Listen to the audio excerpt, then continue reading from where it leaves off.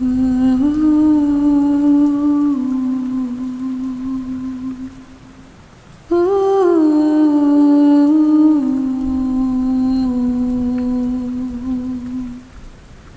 couple of years ago, I was on a volunteer mission in Central America, and I was housed with some other people. One of the people I was housed with had insomnia, so he got up throughout the night and would just walk around. One night I was sleeping, and all of a sudden it felt as if somebody had turned on the light in my room, but it was really intense lighting. It was almost like I could tell the light was on, even though my eyes were closed. I thought it was the dude who couldn't sleep, but he's never done anything intrusive like turning on the lights where I was sleeping. Later on, I talked with other people who stayed at the same house with the same experience. I didn't open my eyes because I felt like I shouldn't, and I had gone back to sleep after that. Other people said that they saw a ball or an orb of light. I've read similar stories elsewhere as well. I have no idea what it could have been, though.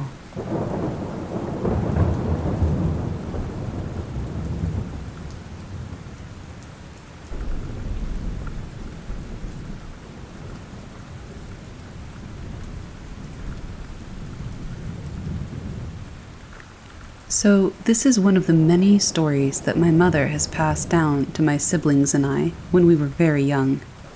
I'm gonna say I was about 9 to 10 years old. They all took place in Central America, El Salvador to be precise. My grandma one day was supposed to meet up with a friend to go to another friend's wake. Back then, people would stay all night mourning at the wake with the deceased. My grandma was waiting for her friend where they had agreed to meet, which happened to be near a little river or creek. She sees this woman from far away, all in white, and my grandma said that it looked just like her friend. Her name was Mary. So she starts following this woman, calling out Mary and thinking that it's her friend. She followed her by the river and kept calling out for her, but never got an answer. It starts getting really creepy when this woman is going toward the trees, away and away from my grandmother. My grandmother started catching up, but as soon as she got close to her, she started to feel what she says was a weight on her shoulder. She felt like her shoulders were as big as her head, and she couldn't move anymore. She was close enough to see this woman's face, and that it was covered by a veil.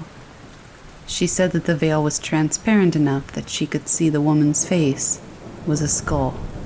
My grandma somehow came out of her shock and ran as fast as she could, in the other direction. She said she felt as if she was running slowly, like through water, and wasn't getting away fast enough. These stories always gave me the chills, but I've always been fascinated by them as well.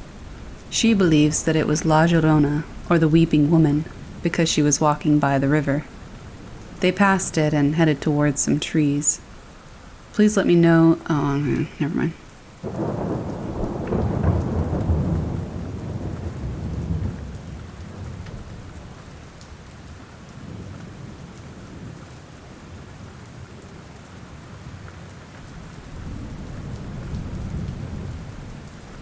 This story is not my own, but it's been told to me so many times that I'm pretty sure I can be accurate. When my mother was a little girl, she would move around the country a lot because my grandfather was a nuclear technician in the military during the 80s. He would move to different military bases across the United States. She has many stories from that time in her life, but this one in particular takes place in Panama. My mom was living on the outskirts of a military base in Panama. I'm not too sure of the name of the base. I'm sure with some research I could figure it out, though. Anyway, while my mother was living in this house, she would wake up almost every single night, screaming the same thing. My grandparents would rush into the room to find my mother pointing and screaming, "The man is in my room." My grandparents would take her out to the living room and try to calm her down and ask what was going on. They said my mother would seem to be in some kind of trance and would look past them, almost, as if they weren't even there. And then she would just start laughing hysterically. My grandparents would check every room in the house, night after night, and always found nothing. but my mother continued to wake up screaming about a man being in her room. One night, my grandmother decided to allow my mother to sleep with my grandpa while she slept in my mom's room. My grandmother fell asleep and everything seemed normal until she awoke in the middle of the night to see a man standing at the foot of the bed. She described him as wearing a robe or a cloak of some kind, something that definitely did not fit the current time period. My grandmother says that he looked so real that she thought for sure somebody had broken into the house. She was confused as to why the man wasn't taking anything or looking for money. She says that he just stood there with this angry, hateful look on his face, and then he just faded away, like smoke in the wind. They asked to be moved to a different location the next day. I have a few more stories from other members of my family, but this is one of the strangest, and I wanted to share.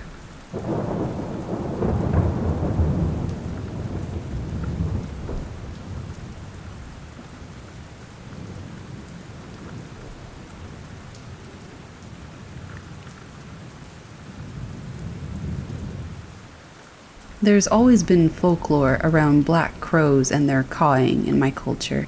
My mother has always believed in it. I've always been in love with anything creepy, so I bought into black crows aesthetically, but never believed that they served as an omen of death.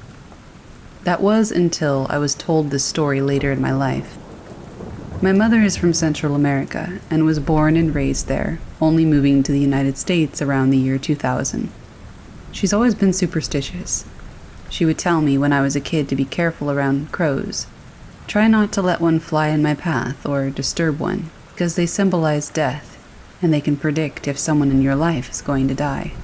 I was just a kid, so I never really believed any of that, and I just promised to follow the rules to appease her. It was still hot and sunny out when I was beginning elementary school, and my mother and father were at home painting our back deck, as we had just moved into a new house. This is the first house we lived in since my mother moved from Central America to the States. All of my mother's family were thousands of miles away from her. She was always worried that something would happen to someone in her family while she was gone. My father was on all fours painting the deck, and my mother had come outside to give him a drink, when a black crow swooped down right over my father's head. My mother immediately began to panic and cry. Before my father had a chance to ask her what was wrong, the home phone rang. My mother picked up the phone crying and burst into Spanish asking if it was Dad and what happened. Before she even knew who was on the other side of the call, she was asking these questions. And indeed, it was my mother's family calling to tell her that her dad had just passed. I came home that evening and my father explained that my grandfather had passed away, but he didn't tell me about the crow. When I was a little older, my mother had told me the story, and my father confirmed the order of events. That story is so weird to me, and ever since then, I too have been weary of crows and their presence in my life. My mother said that she just knew her father had passed in that moment. When the phone rang, she knew she was getting the call. I found it interesting that the crow flew so low over my father, perhaps directly symbolizing that a father figure in somebody's life had passed. Where I lived around that time of year, a crow should have been nowhere in sight. There hadn't been any around all day, or for months even. All of it was just a little too strange, and it creeps me out to this day.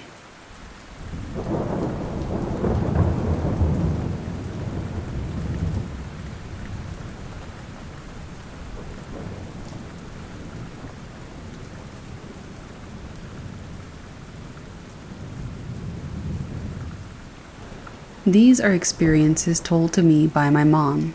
We live in Central America, by the way. This happened before I was born. Our house was placed at the back of our land, so we had a big front yard and a tall metal fence. One night, my dad was outside hanging the clothes, and he came running inside to tell my mom that somebody was coming in from the front fence. She scolded him and said that our fence was locked, so there was no way that anybody was breaking in, and that it was just his imagination. Around this time, one of my dad's friends said that she'd been seeing something standing behind my mom lately. but was skeptical and thought his friend was just trying to scare her. A few days later, around midnight, Mom was about to lock the main door in our house when she started to feel as though the floor was shaking. Her first thought was that it was an earthquake, but then she saw how our living room tiles started to tear apart, and the floor started to crack up into a dark abyss. She and Dad ran outside quickly as soon as they could, and as soon as they got outside, they started to vomit. My dad didn't as much, but my mother did until blood came out, so my dad kind of knew that they were being hexed. They quickly went inside again and grabbed some holy water that my grandma had brought from Costa Rica not long ago. He poured the water onto my mom, and she immediately stopped vomiting. He poured some onto himself and onto the home. Then they saw the white smoke coming out of the house. The next morning my aunt came and saw the mess, and she quickly contacted a shaman, or curandero. I'm not sure which. They bought lots of stuff for cleansing and performed a ritual at our home. One of my uncles also passed by and told my mom that the spirit was sent with the intention of killing her, and that she's really lucky to be alive. Another interesting note is that my dad never saw the floor cracking open. That illusion was seen only by my mom. Fast forward to a few months after I was born. My half-sister has been telling my mom to never let said family member, let's call him A, take me anywhere. One morning, A came by and asked if he could take me out for a few photographs at a restaurant and that he'd be back in a few hours. My mom refused, but my dad insisted on letting me go because he was close with A. Mom told him what my sister had said, but he just brushed it off. So I was out all day until 5 p.m. Mom was really mad because he said we'd be back sooner. That night, when the clock hit 1 a.m., I started crying nonstop. My dad immediately called A and asked him what was wrong with me, but he just told my dad to put a glass of water beneath my bed. That only worked the first night. The next night, I also cried again at the same time, so again my dad called A. This time, A said to put a knife under the bed, and again, it only worked once. The third night, my mom got mad and swung the knife around, but it also worked only that night. They couldn't bear it anymore, so they called for a family friend who's also a curandero. She came to our place and inspected my room and said there was something strong in there and that she needed to perform a ritual as soon as possible. So they went and bought all the stuff they needed. At that time, A used to hang around a lot with Santera, so we suspected that she used him to get to us. There was also this one time that my dad fought with a friend that practiced voodoo in Santeria. Dad was away for a few days and left Mom and I alone. His friend passed by and gave us a big doll-shaped present and left. It was around dusk, and as soon as my mom unwrapped the present, I started crying. Might have been a coincidence. The doll was an old lady with lots of wrinkles that was quite tall and very creepy. Luckily, a cousin had just dropped by, so my mom asked him to dispose of the doll, and he quickly agreed and left with it. Nothing paranormal happened, but it's just plain weird to give somebody a creepy-ass old lady doll as a gift for no reason whatsoever. Dad had an awful lot of friends and family, by the way, and wasn't on good terms with some of them, so I think that's why some of them tried to hex us. I'm not a big believer in the paranormal because I haven't experienced anything firsthand, but I believe what my mom said. I'm also open to any possible suggestions that might have happened that has nothing to do with the paranormal. We don't have any mental issues, by the way. Nothing like that runs in our family, and nobody was using anything. Is anyone a santero or has gone through anything similar? I haven't heard of anyone dying to a hexing or a spirit, but who knows?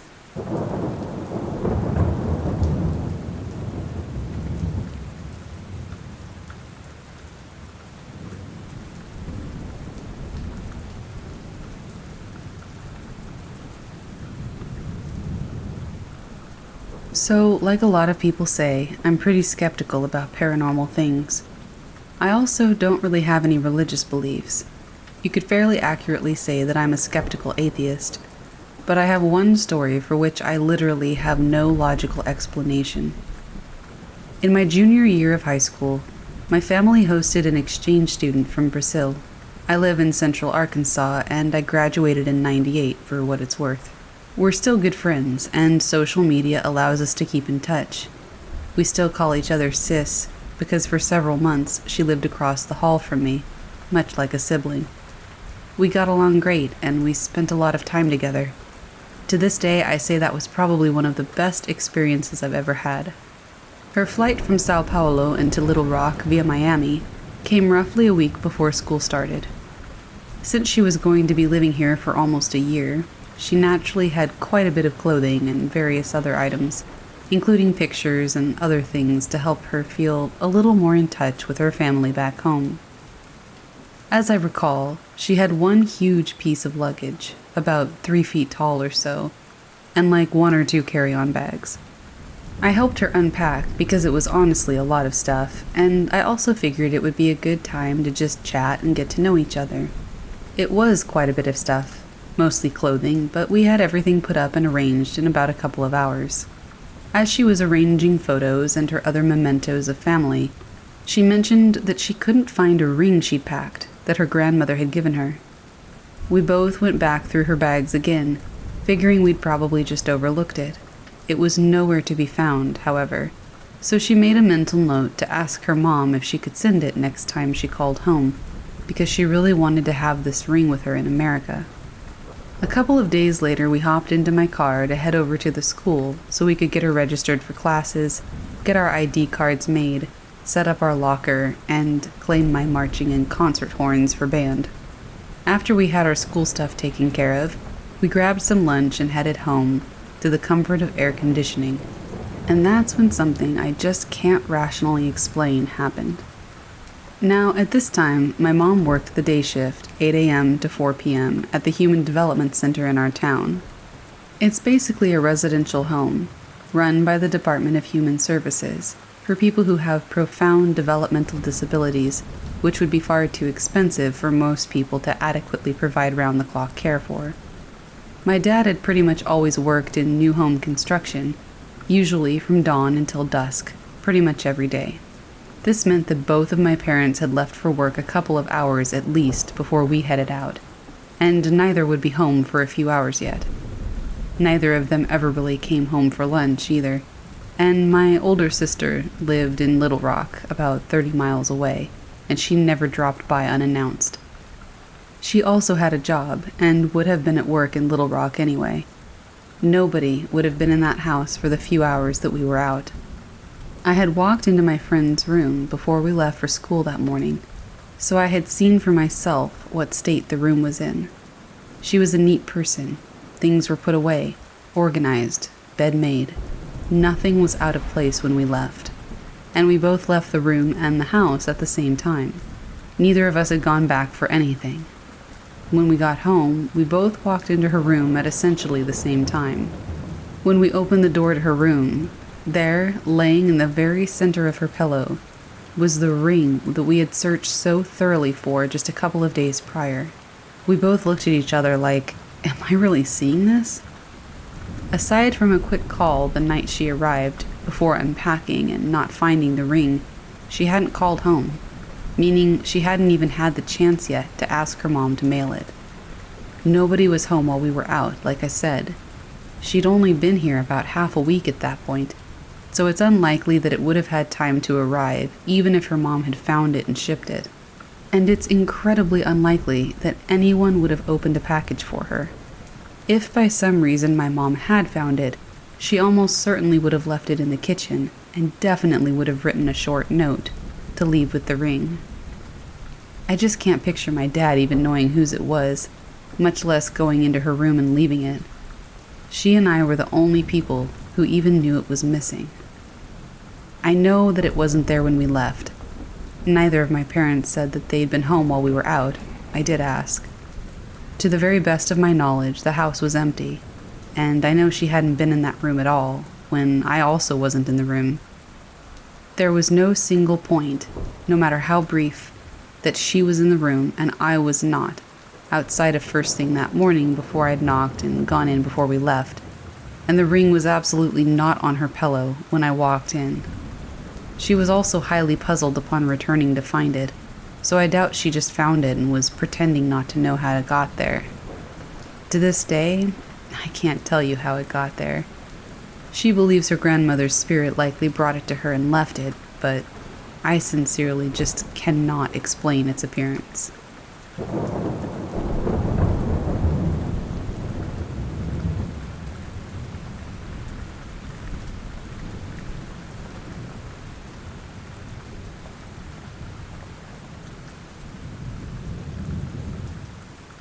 I was in Costa Rica staying for a few nights in this large house on the Caribbean coast that served as a hotel. Right next to the property, there was a natural rock tidal pool, and this place was truly something else. You could feel the air of serenity at that pool. One night, I went out to it alone, and sitting in that pool, staring at the starry sky, something compelled me to call out to forces unknown. I'm pretty agnostic. I don't have any set belief systems, nor do I follow any dogma religiously. I don't really know what came over me.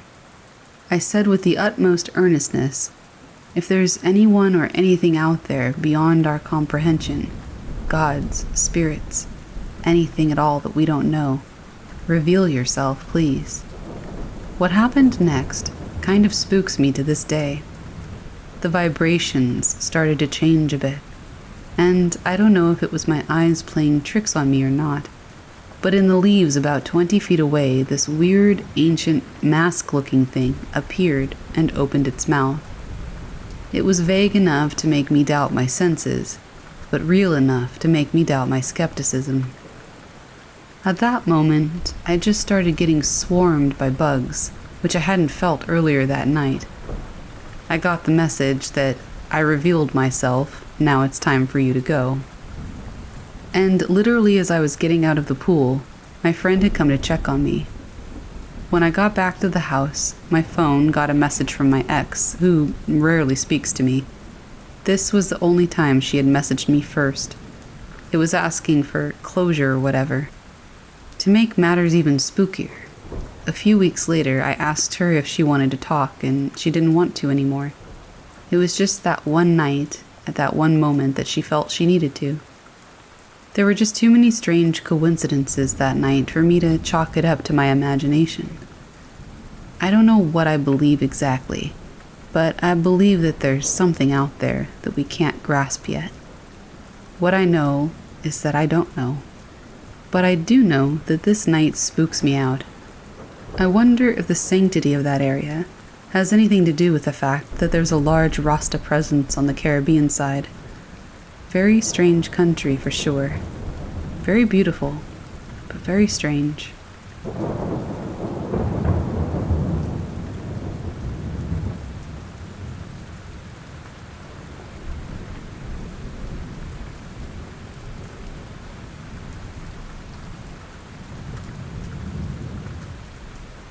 I wanted to tell you about a unique experience I had when I was between 8 and 10 years old in a country of Central America, in the capital province. This stuff mostly happened to me, but my siblings believed me, since they had experienced this kind of thing before as well. Not as bad as I did, but in this house I had a lot of bad experiences with the paranormal. Let's start off with a little bit of background. At first, for me, everything was my own imagination, or something else that felt very real. Basically, I lived in a beautiful house, which was huge. 3 floors, 10 rooms, 5 bathrooms, a huge garage for 3 cars, beautiful view, amazing kitchen, wonderful living room, and a very secured house. We even had cute pets. I really did love the house, but at the same time, it was horrible staying in there. It was almost impossible for me to sleep.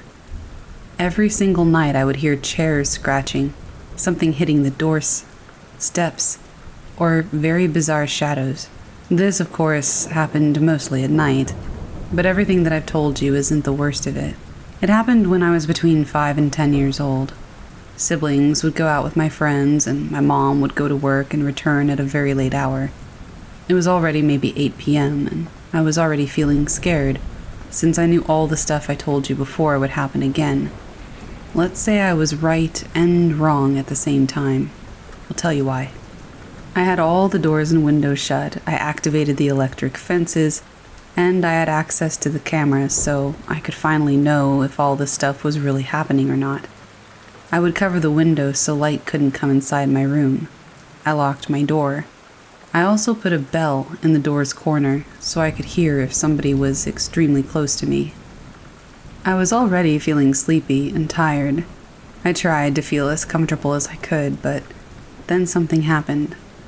My cats were scratching my door several times and trying to enter. For me, this was a signal that something was going on, and I didn't notice. I let my cats enter and I silently closed the door. My cats were in a corner trying to hide. I was very concerned about how they were acting.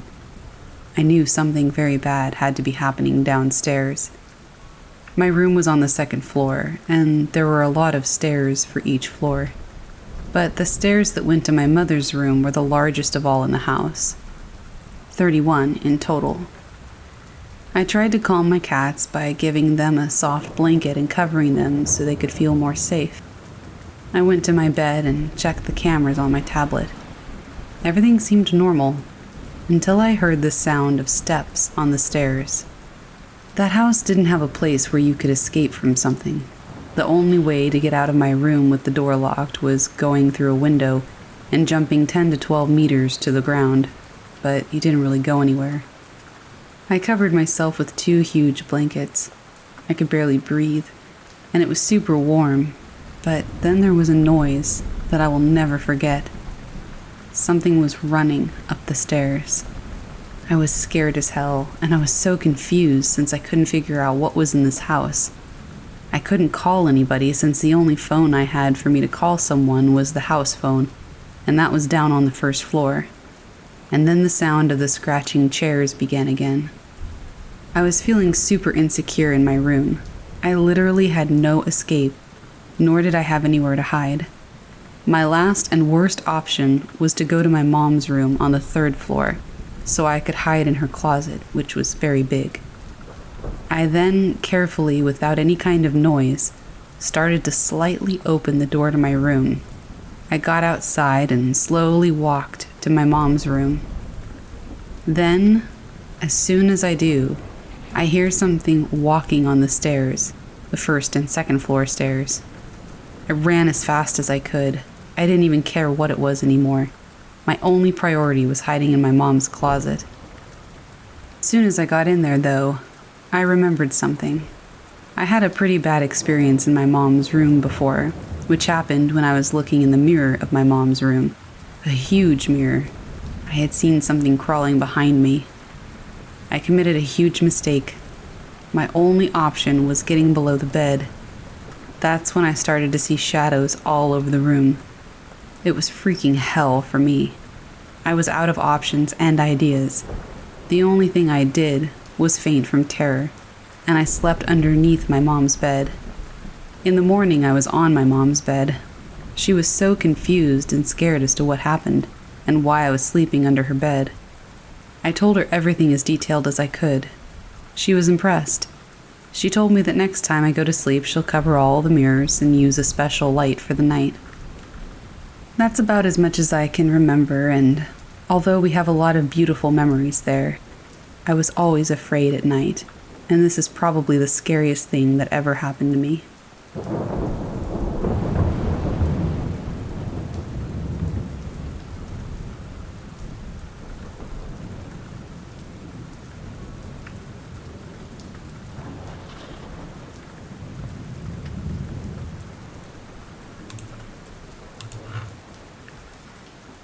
For those who grew up in Spanish households, you might have heard of the mano peluda.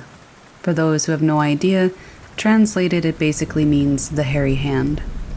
Growing up, Spanish children are threatened to go to sleep, or la mano peluda will get them. Behave well, or la mano peluda will come. I am far too familiar with this threat. Now, as an adult, I understand that it's a joke, and it's meant to scare kids into behaving and sleeping. A few years ago, I was having a few drinks with my mom. I was 23 at the time, and she was about 49 or 50. We talked about my childhood and her methods of scaring me. and she told me about a creepy experience that she had with La Mano Peluda. I will provide it below from her perspective. She says, I was 10 years old at the time, living with my tia Donna. I would never fall asleep alone. I simply never could. Living in Central America at the time meant no lights at night, and if you needed to use the bathroom, it's located outside of the house. We were renting a home that was attached to a circle of homes. Think of an apartment complex. In the middle of these 10 separate apartments, there was a patio in the center, and this was the only source of light at night. The light would shine into my bedroom window lightly. My tia would fall asleep with me every night, but every morning she would be gone, which was fine by me because I wouldn't notice it until morning anyway. This specific night went as usual. We lay down and went to sleep. I woke up just a few minutes later, though, only to find that my tia was gone. I tossed in bed and tried to get comfortable when something caught my eye. Whatever it was seemed like it was floating in the corner of my room. I thought a bug or a beetle had come in, and then it came closer to me. A bird? Then I saw the fingers. Fingers like any man would have. A human hand. I blinked several times, hoping that I was dreaming or hallucinating. As it came closer, I noticed how hairy it was. It wasn't crawling on the ground. It was hovering, and it was a hand, only a hand from the wrist down. It began slowly to make its way to me. I knew I wasn't imagining this. I remember how it separated the light from the darkness in the room as it came to me. I never yelled so loud in my life. Tia! Tia! I yelled and threw the blanket over my head. I heard footsteps down the hall, and my aunt threw the door open. Mija, ¿qué? She asked. La mano peluda, I pointed. I looked up, but the hand was gone. I cried and I told her what happened, but obviously she didn't believe me.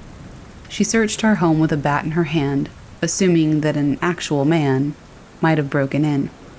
She never found anything, though, but she did let me sleep with her in her room that night. She never believed that I saw it, but I will never forget what I saw. I've asked my mother about this story at least 5 different times. I asked her if now that she is an adult, she thinks maybe she was so scared that she formed this imaginary image out of fear, because as a child she was always told to sleep or La Mano Peluda would come get her. She denies this and says that it was 100% real, and that she gets goosebumps every time we talk about it. I wonder if anyone else has ever had something like this happen, if it appears the same way to everyone, or if it modifies to match the victim's imagination.